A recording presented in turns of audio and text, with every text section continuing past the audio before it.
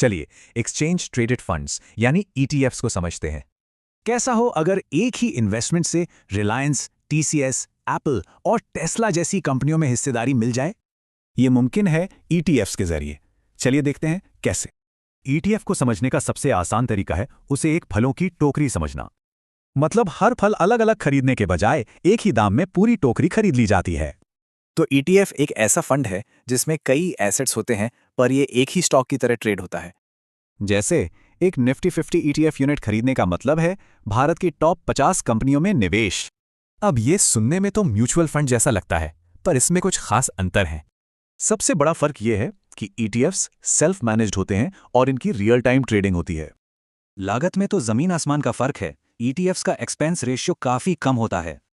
ETFs में कई तरह के ऑप्शंस मिलते हैं, इक्विटी, गोल्ड, डेट, यहां तक कि इंटरनेशनल ईटीएफ्स भी।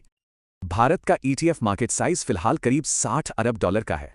और अब इसे यूएस मार्केट से कंपेयर करें जो $6.7 ट्रिलियन से भी ज्यादा है। इससे पता चलता है कि भारत में ईटीएफ्स एक नया पर तेजी से बढ़ता हुआ इन्वेस्टमेंट एरिया है। तो ईटीएफ्स के सबसे बड़े फायदे हैं डाइवर्सिफिकेशन, कम लागत और फ्लेक्सिबिलिटी। लेकिन हाँ, इसमें मार्केट रिस्क और लिक्विडिटी जैसे कुछ जोखिम भी हैं जिनका ध्यान रखना जरूरी है। तो अगर कोई शुरुआत कर रहा है तो ये 4 बातें ध्यान में रखना बहुत जरूरी है।